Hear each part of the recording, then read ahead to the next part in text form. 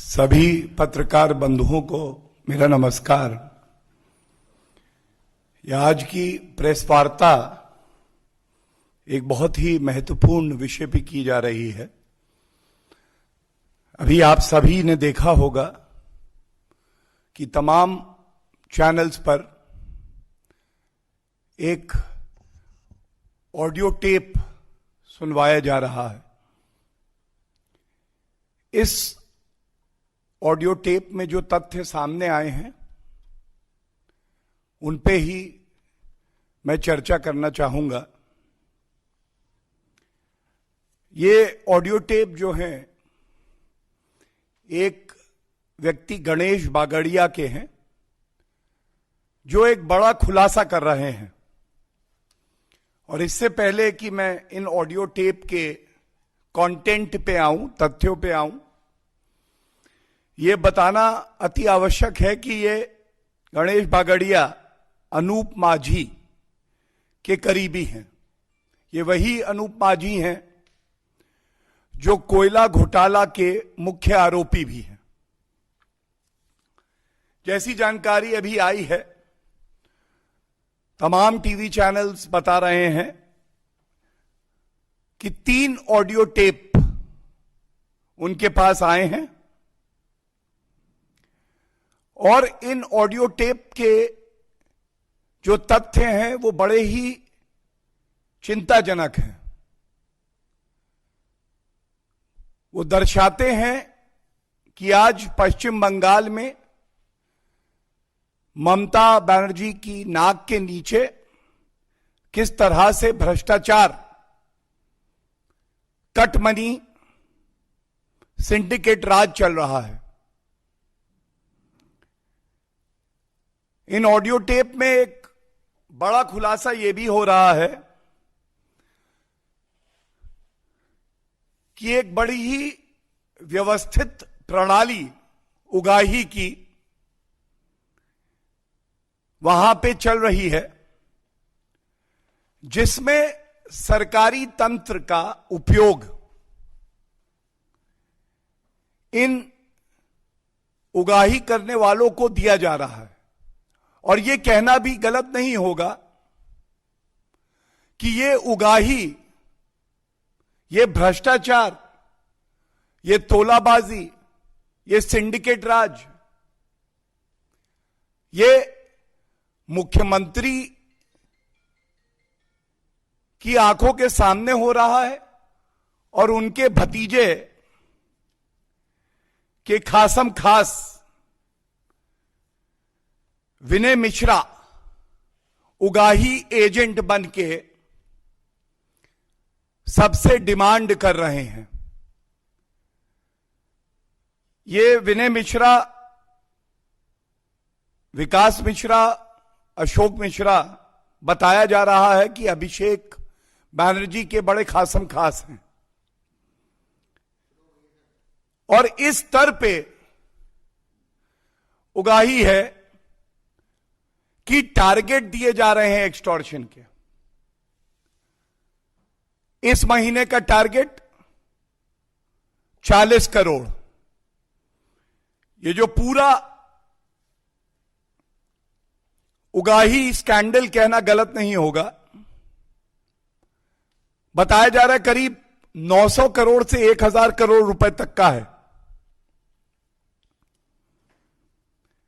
यह चिंताजनक क्यों है लोकतंत्र के लिए, यह बताना अति आवश्यक है।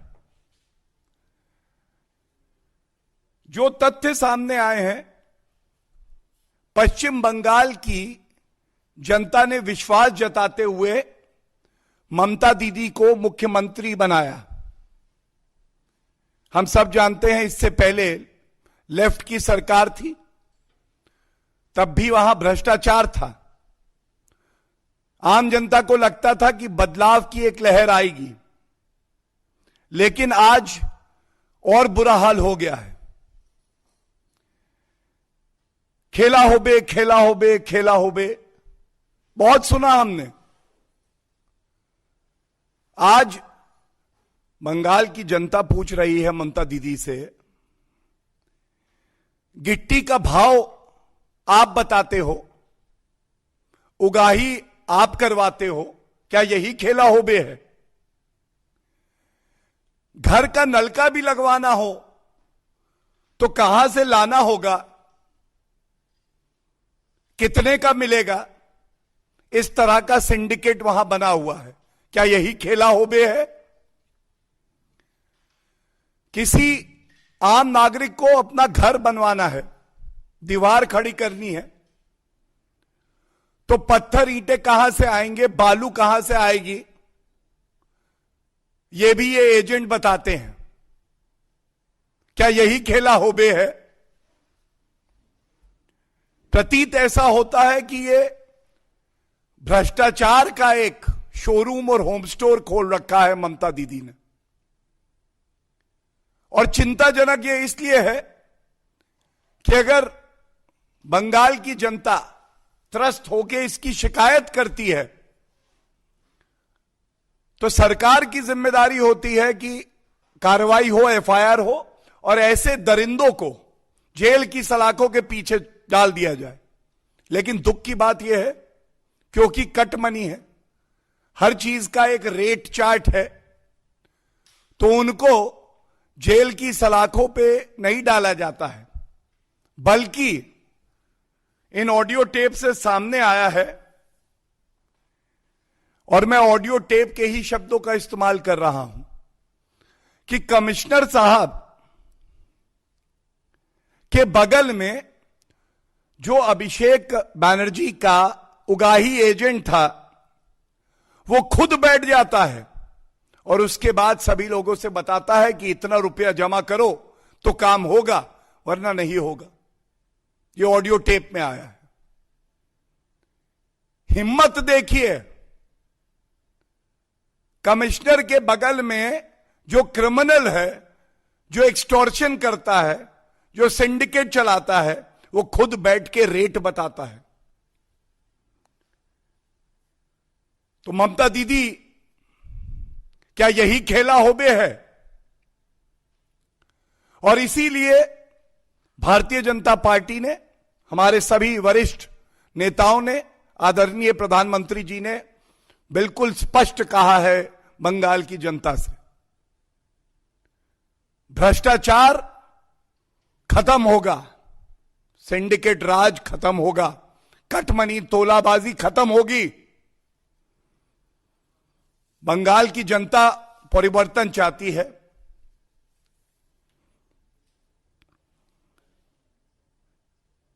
और यह कहना भी गलत नहीं होगा, हम लोग कहते हैं कि पार्टी को क्या बचाव में कहना है, लेकिन इन ऑडियो टेप के बाद जो घिनौना सच सामने आया है, हर कोई शर्मसार हुआ है और कुछ कहने के लिए बचा ही नहीं है। अगर ममता दीदी में कुछ शर्म बची है तो वो बंगाल की जनता से माफी मांगे कि जिस जनता ने आपको इतना सम्मान और प्यार दिया, सेवा करने के लिए मुख्यमंत्री पद से नवाजा, आप उसी आम जनता के खिलाफ एक्सटॉर्शन रैकेट चलवा रही थी। इन सब तथ्यों का संज्ञान लेने के बाद यह कहना गलत नहीं होगा, 2 मई दीदी गई, 2 मई कटमनी गई, 2 मई सिंडिकेट राज गया।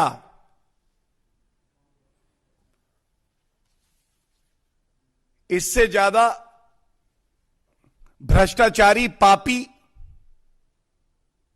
और गरीबों पे अत्याचार करने वाली सरकार शायद ही लोकतंत्र ने अभी तक देखी है। यह गंभीर मसला है और पश्चिम बंगाल की जनता ये प्रश्न पूछ रही है कि हमारी सेवा करने के बजाय ये एक्सटॉर्शन रैकेट क्यों चल रहा था।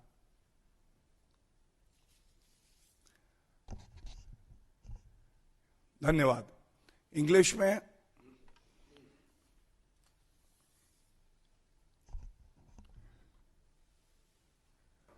This is a press conference regarding a very serious revelation that has been made by certain electronic channels. They have covered 3 audio tapes in which one Mr. Ganesh Bagadia is making a very serious disclosure regarding the syndicate Raj that is prevailing in West Bengal. Mr. Ganesh Bagadia is close to Anup Majhi, who is one of the prime accused in the coal scam. The contents of these 3 audio tapes make it clear that there is a very organized syndicate crime that is taking place in West Bengal. People who are resorting to these illegal means are extorting money from the people of West Bengal are also enjoying political protection from the Mamata Banerjee government. What makes it even more serious is the fact that one such Vinay Mishra, along with Ashok Mishra and Vikas Mishra, who are considered very close to Abhishek Banerjee, have been making demands to the people of West Bengal that you have to deposit this amount for a particular task. What kind of government is this, where even to procure the material to build your house is only available to the citizens of West Bengal once they pay this Vasuli tax? It becomes even more serious because the chief minister of a state, who is supposed to guard and fiercely fight for the rights of the people of West Bengal, has decided to look the other way and has given the charge to Abhishek Banerjee and his close aides to extort money. FIRs are not registered, rather the tape reveals. Such is the audacity of these extortionists that in one such meeting, an extortionist who is close to Abhishek Banerjee was sitting next to the commissioner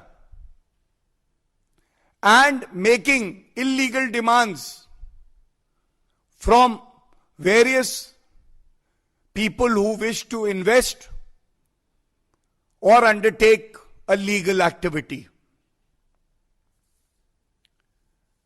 We all know that it has been the resolve of the Bharatiya Janata Party, and our respected Prime Minister Shri Narendra Modi ji made it very clear. Bengal has to prosper. Bengal is eagerly waiting for a change. Bengal has to be freed from Tolabazi, from corruption, from syndicate Raj. And I must say, we all know that elections are going on in West Bengal also. In democracy, nobody is above the will of the people. People of West Bengal are saying,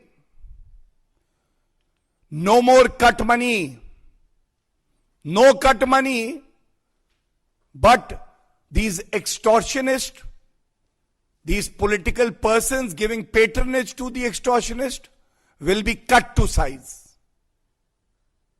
They have to be taught a lesson.